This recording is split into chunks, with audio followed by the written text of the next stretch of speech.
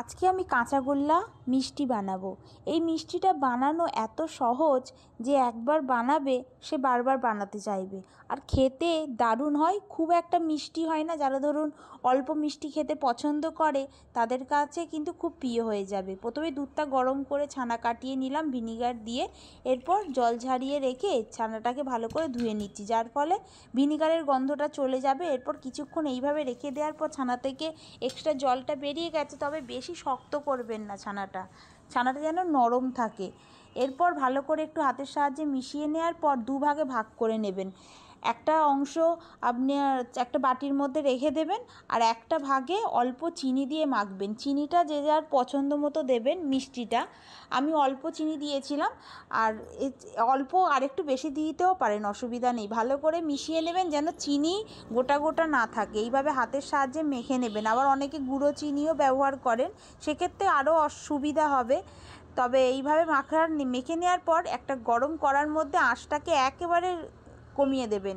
এরপর এখানে গুঁড়ো দুধ আমি এমনিই নর্মাল দিয়েছি, আপনারা মিল্ক মেডও দিতে পারেন। আবার গুঁড়ো দুধে অল্প একটু জল মিশিয়ে বেশ ঘন করে তার মধ্যেও দিতে পারেন ছানাটা।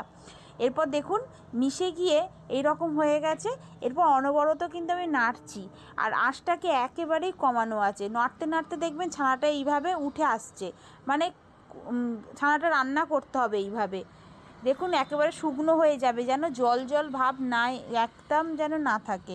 এইভাবে শুকনো হয়ে গেলে ব্যাস তৈরি হয়ে যাবে। একটা অংশ দুটো অংশকে মিশিয়ে দিলেই কিন্তু কাঁচাগোল্লা তৈরি। কত সহজেই না তৈরি হয়ে গেল। দেখুন এইভাবে মিশিয়ে দিচ্ছি, তবে মেশানোটা ভালো করে মেশাতে হবে যেন দানা দানা ভাব বা ছানা কিছু বোঝা না যায়, যেন মনে হয় যেন এটা সন্দেশই খাচ্ছি, সেই রকমভাবেই কিন্তু মেশাতে হবে। গরম যদি থাকে একটু ঠান্ডা করে নেবেন, তারপরে ভালো করে মিশিয়ে নেবেন। দেখুন একেবারে যেন দুটো অংশ পুরোপুরিভাবে মিশে যায়, যেন আলাদা আলাদা ভাব না থাকে, সেইভাবেই কিন্তু মেশাতে হবে। ভালো করে মিশিয়ে নেওয়ার পর এবার কাঁচা গোল্লা যেহেতু বলেছি, গোল গোলের মতো আকার দেবেন। সেটা বড়ও হতে পারে আবার ছোটও হতে পারে, অসুবিধা নেই। এরপর এর মধ্যে একটু কোটিং দেবেন, যার ফলে দেখতে আরও সুন্দর লাগবে। মিষ্টি জিনিস যত সুন্দর করে ডেকোরেশন করে সুন্দর করে সাজিয়ে দিতে পারবেন, দেখবেন সবার খুব ভালো লাগবে। সেই জন্য এখানে আমি গুঁড়ো দুধ ব্যবহার করেছি, গুঁড়ো দুধের কোটিং ব্যবহার করে এরপর এটাকে সার্ভ করবেন।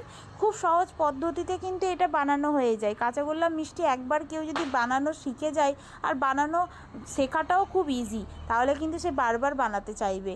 আর খুব সহজ, বাড়িতে কেউ গেস্ট এসে গেলে তুরন্ত খুব তাড়াতাড়ি কিন্তু আপনি এটা বানিয়ে ফেলতে পারবেন। তাহলে কেমন লাগলো জানাবেন সবাই, একবার অবশ্যই সবাই